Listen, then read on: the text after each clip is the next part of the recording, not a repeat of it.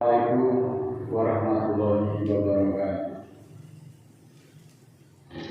Alhamdulillahilladzi alati bidaba wa lam ya'lahu wajah. Asyhadu an la ilaha illallah wahdahu la syarika lah. Innama huwa ilahun wahid. Allahu la ilaha illa huwa rabbul arsyil azim. Allahu la ilaha illa huwa al-hayyul qayyum. Allahu la ilaha illa huwa ar-rahmanur rahim. Qala rabbis qali sadri wa yassir li amri wahlul 'uqdatam min lisani yafqahu qawli waj'alni waziran min amri. Alhamdulillahirabbil alamin. Bagi Allah segala puji-pujian. Allah yang menciptakan samawat dan bumi untuk kehidupan seluruh manusia. Dengan namanya kita memohon tuntunan dan petunjuk untuk selamat di dunia dan akhirat. Semoga kita diberikan kekuatan untuk melaksanakan ketentuan-ketentuan Islam sesuai dengan petunjuk yang ada di dalam Al-Quran. Saudaraku, banyak sekali fitnah ataupun upaya-upaya yang ingin menjatuhkan Islam. Allah menjamin akan tetap menyempurnakan cahayanya. Allah menjamin tetap akan menegakkan Islam dan memperluas dakwah agamanya meskipun orang-orang kafir merasa sangat benci. Mari kita perhatikan surat ke-61 ayat 8 selengkapnya sebagai berikut. A'udzubillahi minasyaitonirrajim. Bismillahirrahmanirrahim. Yuriduna yutfi'u nurallahi bi afwahihim wallahu mutimmu nurihi walau karihal kafirun. Mereka orang-orang kafir itu ingin memadamkan cahaya Allah dengan mulut mereka, dengan lisan mereka, dengan ucapan-ucapan mereka. Dan Allah tetap menyempurnakan cahayanya meskipun orang-orang kafir merasa benci. Kemudian dalam surat At-Taubah surat ke-9 ayat 32 juga hal senada disampaikan, yuriduna ayutfi'u nurallahi bi afwahihim wa ya'ballahu ila ayyutima nurahu walau karihal kafirun. Mereka ingin memadamkan nur Allah, mereka ingin memadamkan cahaya Allah, cahaya Al-Quran dengan mulut mereka, dengan ucapan mereka, dengan lisan mereka. Dan Allah menolak kecuali Allah justru menyempurnakan nurnya walaupun orang-orang kafir merasa benci. Muslimin muslimat yang dimuliakan Allah, kebencian orang-orang kafir terhadap Al-Quran dan Islam adalah nyata. Hal ini berakar dari kedengkian dan ketidaksukaan mereka terhadap kebenaran yang disampaikan ataupun yang dibawa oleh Nabi Muhammad. Mereka sering melontarkan ucapan-ucapan buruk, kemudian mencela dan mengolok-olok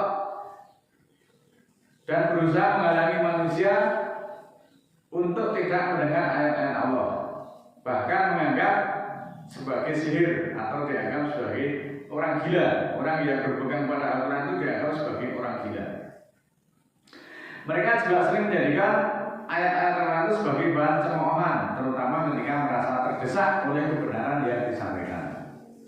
Ketika mendengar ayat-ayat Al-Quran, mereka cenderung berpaling, mereka menyombongkan diri dan mereka tidak mau beriman. Allah menyatakan bahwa apa yang mereka sembunyikan di dalam hati mereka ataupun kebencian mereka itu jauh lebih besar daripada apa yang tampak dari mulut mereka. Surat ke-3 ayat 124 menyatakan sebagai berikut. Taqulu lil mu'minina ala yakfiyakum ayyumidakum rabbukum bisalasati alafi minal malaikati munzalin. Dan ingatlah ketika kamu mengatakan kepada orang-orang mukmin, apakah tidak cukup bagi kamu Allah membantu kamu dengan 3.000 malaikat yang diturunkan. Kemudian di dalam surat yang sama ayat 125, bala intas biru wa tataku wa ya'tukun min faurihim hada yumditkum rabbukum bi khamsati alafi minal malaikati musalimin. Jika kamu bersabar dan bertakwa dan mereka datang menyerang kamu dengan seketika itu juga, maka Allah akan menolong kamu dengan menurunkan 5.000 malaikat dengan membawa senjata atau dengan Saudaraku yang dimuliakan Allah, inilah jaminan Allah ketika orang itu menyatakan dirinya beriman, maka Allah akan menjaga dengan 3.000 malaikat. Kemudian ketika kamu melaksanakan keimananmu itu kemudian diserang oleh orang kafir, maka Allah akan membantu dengan menurunkan 5.000 malaikat yang membawa senjata. Kita perlu tahu bahwa satu malaikat saja itu kalau dia mau, bumi itu bisa diremet, hancur lebur. Apalagi ini diturunkan dengan 5.000 malaikat membawa senjata pula. Inilah jaminan Allah. Ketika seorang hamba itu menjalankan perintah Allah dan berada di jalan kebenaran, seharusnya ia tidak perlu takut terhadap ancaman, terhadap cacian, terhadap kritikan ataupun gunjingan daripada manusia. Rasa takut sejatinya harus ditujukan semata-mata kepada Allah saja, satu-satunya tanpa serikat. Maka jaminan ini merupakan wujud pertolongan Allah atau Nasrullah yang membuat kaum mukmin merasa tenang dan percaya diri ketika menghadapi musuhnya ataupun orang kafir. Apakah kalian tidak merasa cukup dijamin dengan jaminan Allah seperti itu?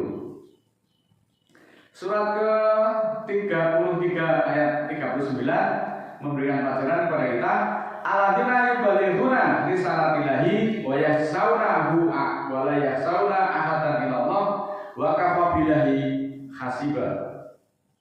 Dan orang-orang yang menyampaikan ayat-ayat Allah serta takut kepadanya dan tidak takut kepada seorang pun kecuali takutnya hanya kepada Allah, dan cukuplah Allah sebagai penghitung.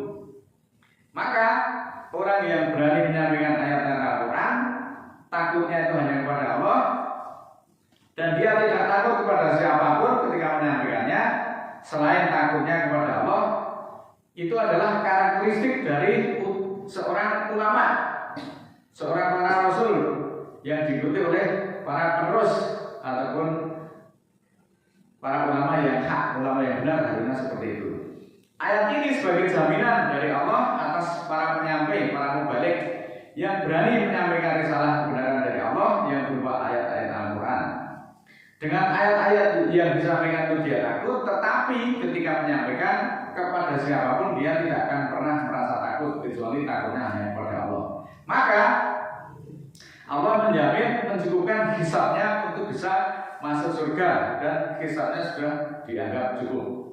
Nah, keraguan terhadap janji Allah adalah pertanda lemahnya iman. Orang yang imannya kuat akan bertawakal penuh, sedangkan iman yang lemah ditandai dengan kecemasan, kekhawatiran, kegelisahan, dan ketakutan akan masa depan. Ini perlu sebagai bahan introspeksi untuk kita semuanya. Karena apa? Karena kita yang sudah bertahun-tahun ngaji itu juga terhadap jaminan Allah itu kita masih juga kurang yakin. Buktinya apa? Nah, kemarin ya, kita tuh hanya akan melaksanakan sholat Idul Fitri yang berbeda hari saja kita udah takut, kita udah mamang. Katanya kita udah punya perhitungan kalender Hijriah yang fix, yang akurat. Tetapi di dalam tataran pelaksanaannya kita masih ragu-ragu. Wah, jangan-jangan nanti digunjing. Nah, sebetulnya orang-orang yang ingin memadamkan cahaya Allah itu juga hanya dengan lisan mereka, dengan ucapan mereka, dengan ucapan-ucapan yang seperti itu aja kita udah keder, kita udah merasa takut. Nah, hal begini kok kita tuh kepengen surga, apa kita tuh juga tidak malu? Orang yang lebih takut ancaman manusia karena ancaman itu bersifat nyata ataupun instan ataupun terlihat fisik, sementara ancaman Allah itu sering dianggap abstrak karena bersifat tertunda, karena hanya ancaman untuk akhirat. Contohnya bahwa manusia itu cenderung takut pada bahaya fisik, emosional ataupun sosial yang dampaknya dirasakan langsung saat ini, misalnya takut dipecat, takut difitnah, takut dikucilkan, takut disiksa. Wah, gue nek ngasih Al-Quran kok, gue nek mati rawas yang layak. Kita dibunyi seperti itu, kita udah keder. Dibandingkan dengan azab Allah ataupun ancaman Allah yang dirasa itu masih lama, masih jauh. Hal ini didorong oleh lemahnya iman dan kecintaan yang berlebih kepada dunia serta ketidaktahuan akan hakikat kekuasaan Allah, sehingga manusia lebih mengutamakan menjaga citra di mata makhluk, bukan citra kita di mata Allah. Sedangkan menurut agama Islam, orang yang mencampur aduk keimanan dengan kezaliman, maka jaminan keamanan dan petunjuk dari Allah itu akan batal ataupun hilang. Perhatikan surat ke-6 ayat 82. Alladzina amanu wa lam yalbisu imanahum bidzulmin ulaika lahumul amnu wa hum muhtadun. Orang-orang yang beriman dan tidak mencampur aduk iman mereka dengan kezaliman, mereka itulah orang-orang yang mendapat keamanan dan mereka itulah orang-orang yang mendapat petunjuk. Muslimin yang dimuliakan Allah, ayat-ayat ini menegaskan bahwa rasa aman dan petunjuk itu hanya diberikan kepada mereka yang benar-benar memurnikan iman mereka dari kezaliman. Rasa aman ataupun petunjuk ataupun hidayah itu tidak akan berlaku atau batal jika iman kita itu dicampur aduk dengan kezaliman, khususnya perilaku musyrik, artinya menyekutukan Allah. Jadi jaminan keamanan dan petunjuk itu akan hilang jika seseorang menyekutukan Allah di dalam beribadah. Takut kepada manusia itu berarti musyrik karena menganggap ada yang lebih kuasa selain dari Allah. Maka terlalu fokus pada reputasi harta dan jabatan yang semua itu adalah bersifat duniawi, membuat manusia itu takut kehilangan hal-hal yang seperti yang saya sampaikan di muka, akibat ancaman orang dengan mulutnya dibandingkan takut kehilangan ridho Allah. Banyak orang lupa bahwa bahaya dari manusia itu tidak akan menimpa tanpa izin dari Allah, sehingga lebih takut kepada manusia daripada Allah. Cahaya Allah melalui Al-Quran tetap akan tegak bersinar meskipun orang-orang kafir merasa sangat benci. Orang-orang yang membenci Islam berusaha meredupkan cahaya kebenaran Al-Quran dengan perkataan mereka, dengan ucapan mereka, dengan kedustaan. Namun Allah tetap akan menjaganya. Al-Quran itu diturunkan sebagai cahaya penunjuk jalan bagi umat manusia dari gelap gulita atau yang sering disebut dengan zulumat menuju cahaya keimanan yang terang. Dengan demikian, meskipun ada upaya untuk menghalangi penyebaran Al-Quran, wahyu Al-Quran tetap akan bersinar atas petunjuknya dan semuanya akan terus berjalan karena yang menjaga adalah Allah. Perhatikan surat ke-42 ayat 52. Wa kadzalika auhayna ilaka ruhan min amrina ma kunta tatrimal kitabu walal imanu walakin ja'alnahu nuran nahdi bihi man nasa'u min ibadina wa innaka latahdi ila siratal mustaqim. Dan seperti itulah kami wahyukan kepadamu roh atas perintah kami. Dan tidaklah kamu mengetahui apa itu kitab dan tidak pula kitab. Tetapi kami menjadikan wahyu Al-Quran itu sebagai cahaya yang kami tunjuki dengannya siapa yang kami kehendaki dari hamba-hamba kami. Dan sesungguhnya engkau menunjuki kepada siratal mustaqim, tuntunan yang kokoh, jalan yang lurus, tuntunan yang tegak. Takut berbeda seringkali muncul dari tekanan sosial. Namun Islam mengajarkan untuk teguh dalam keyakinan, dalam akidah, sambil tetap berbuat baik, sambil tetap menjaga akhlak kepada semua pihak. Berbeda di dalam pandangan atau kebiasaan selama masih di dalam koridor syariat bukanlah hal yang perlu ditakuti. Kita perhatikan surat ke-6 ayat 116. Wa intuti aksara man fil ardi yudhiluka an sabilillah iya tabimuna ila dona wa idhum ila yahrusul, yang artinya sebagai berikut. Dan jika kamu mengikuti kebanyakan orang-orang yang ada di muka bumi ini, maka mereka akan menyesatkan kamu dari garis hukum Allah, bahwa yang mereka ikuti hanyalah dugaan dan mereka hanyalah mengira-ira. Ayat ini menekankan bahwa kebenaran itu tidak ditentukan oleh jumlah pengikut, melainkan kepatuhan terhadap ajaran Allah, terhadap ayat-ayat Al-Quran. Bahwa mengikuti mayoritas manusia dapat menyesatkan dari jalan Allah, karena mereka tidak berdasarkan, hanya bertindak atas dasar prasangka dan hawa nafsu, bukan berdasarkan wahyu Al-Quran. Jadi kepatuhan mutlak seorang mukmin itu mestinya hanya kepada Allah, bukan kepada ormas terbesar. Mayoritas atau jumlah terbanyak itu bukanlah tolok ukur dari sebuah kebenaran. Kebenaran terletak pada dalil Al-Quran, meskipun yang mengikutinya sedikit. Ayat ini menegaskan pentingnya berpegang teguh kepada prinsip tauhid dan syariat meskipun kita ibaratnya sendirian dan tidak mudah terbawa arus tren ataupun keyakinan umum. Kita tuh nek dianggap ora umum kan biasanya belum berani. Nek ngaji Al-Qur'an itu ora umum. Nek mati rana si kubur itu kita sudah mamang, sudah meliar-liur. Ringkasnya saudara-saudaraku yang beda Allah dari uraian ayat-ayat tadi bahwa peringatan agar tidak menjadikan mayoritas atau jumlah terbanyak itu sebagai standar kebenaran, ukuran kebenaran. Karena seringkali mayoritas manusia itu hanya mengikuti hawa nafsu ataupun dugaan, bukan petunjuk dari Allah berdasarkan surat ke-6 ayat 116.